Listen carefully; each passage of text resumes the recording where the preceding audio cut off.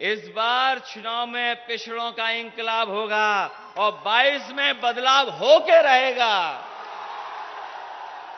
गढ़ मायावती का था, वो इलाका जहां से मायावती एक दो बार नहीं तीन तीन बार सांसद रही।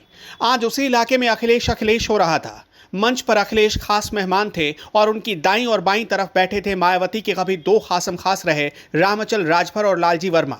ये सब देखकर बीजेपी और बीएसपी की सांसें टंगी थी। अरे ये क्या हो गया? जमीन अंबेडकर नगर की थी, वही अंबेडकर नगर जिसे कभी मायावती के नाम से जाना जाता था, लेकिन अखिलेश ने मायावती की जमीन पर ही उनके दो खासम खास को तोड़ दिया था और अब वो जमीन समाजवादी पार्टी की हो गई थी।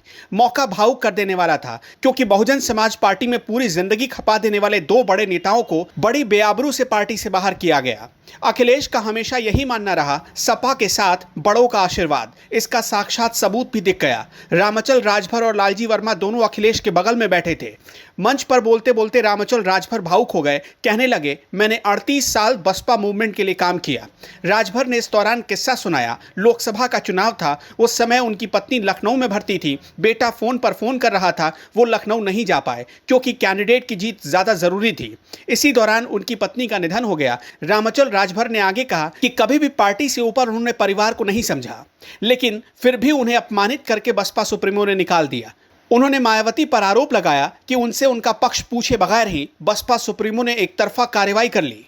मैं 20 साल जिस दल में था, मैं अपने परिवार को छोड़कर पार्टी को नंबर 1 पर रखा। और मेरे दोस्तों, इस मूवमेंट को आगे बढ़ाने के लिए मैंने क्या क्या नहीं किया। लेकिन मेरे दोस्तों, आज मैं ये बताना चाहता हूं, अपनी पीड़ा लेकर आया हूं। दोस्तों, मेरे दोस्तों भूल गई, अरे मेरे दोस्तों, क्या क्या नहीं हुआ है। मैं तो मूवमेंट का पक्का सिपाही, ईमानदार सिपाही था। 1996 में जब मेरे दोस्तों यहां से घनश्याम चंद खरवार चुनाव लड़ रहे थे, मेरी पत्नी का, अरे मेरे दोस्तों, बीमार थी, बड़ी दिक्कतें थी, इलाज चल रहा था किंग जॉर्ज मेडिकल कॉलेज में। लेकिन मेरे दोस्तों, प्रचार के दौरान संजय राजभर का फोन आता है कि पापा, मां की तबीयत बहुत खराब है, आप जल्दी लखनऊ चले आओ। इसके बाद भी मैंने दोस्तों 2 मीटिंग एड्रेस करके 7:45 बजे लखनऊ, अकबरपुर से लखनऊ के लिए जाने का काम करता हूं। और 2:11 में मेरी पत्नी का देहांत होता है।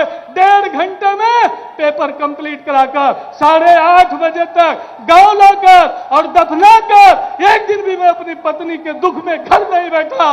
सर पे कफन बांधकर भाई घनश्याम चंद खरवार को एमपी बनाने का काम किया। और मेरे दोस्तों, हमें बिना हमारा पक्ष सुने हमें पार्टी से निकाल दिया गया। इलाका मायावती का था, लेकिन अखिलेश के निशाने पर मायावती के साथ साथ बीजेपी भी थी। अखिलेश जिस वक्त अंबेडकर नगर के अकबरपुर पहुंचे थे, उससे कुछ ही घंटे पहले वहां की जेल में एक कैदी को अपनी जान गंवानी पड़ी थी। अखिलेश ने कहा कि मुख्यमंत्री हमेशा ठोको ठोको करते हैं, इसलिए डिप्टी जेलर ने कैदी को ठोक दिया। ये अंबेडकर नगर का संदेश केवल अंबेडकर नगर का नहीं है, यहां से संदेश जा रहा है पूरे देश में, प्रदेश में। और जब इस धरती पर आए हों, जिस जिले का नाम अंबेडकर नगर हो, और इसी धरती से डॉक्टर राम मनोहर लोहिया निकले हैं। ये दोनों ऐसे महापुरुष हैं, अगर इनकी विचारधारा के रास्ते पे निकल चलें तो जो सपना देखा था हमारे पूर्वजों ने, ये दोनों विचारधाराएं हमारे भारत के सपनों को पूरा कर सकती हैं। जहां हमें जाति धर्म में लोग बांट रहे हैं, जाति धर्म में अलग अलग तरीके से देख रहे हैं, वहीं अगर हम बाबा भीमराव अम्बेडकर जी का संविधान को समझेंगे तो उन्होंने पूरे देश को एक कर करके एक ऐसा संविधान दिया, अगर उस संविधान पे चलें तो जो समता मूलक समाज का सपना देखा था उसको पूरा किया जा सकता है। अखिलेश आज फिर नारा दे रहे थे, लोहिया और अंबेडकर वाले एक साथ मिल जाएं। किसानों के मुद्दे पर, महंगाई के मुद्दे पर, उद्घाटन और शिलान्यास के मुद्दे पर, कानून व्यवस्था के मुद्दे पर अखिलेश ने योगी सरकार की पोल खोलकर रख दी थी। आज बहुत काम हुए समाजवादी सरकार में। ये टांडा में जो बिजली का घर बना है, बड़ा खड़ा है, ये नहीं लग पा रहा था। उस समय मंत्री जी और उनके क्षेत्र का शंखलाल मांझी जानते होंगे, जो एनटीपीसी के बड़े बड़े अधिकारी हैं वो आए थे। उन्होंने कहा कि हम जमीन नहीं पा रहे हैं, जिसकी वजह से ये बिजली का कारखाना नहीं लग पा रहा है। उस समय प्रयास किया और प्रयास का परिणाम यह हुआ कि समाजवादी सरकार में आसपास का सबसे बड़ा बिजली का कारखाना लग करके खड़ा हो गया। अब समझिए कि अखिलेश की जबरदस्त प्लानिंग के आगे कैसे बीजेपी चित हो गई। पूर्वांचल, जो कि नरेंद्र मोदी और योगी आदित्यनाथ का गढ़ है, वहां पिछड़ों और अति पिछड़ों की संख्या बहुत ज्यादा है।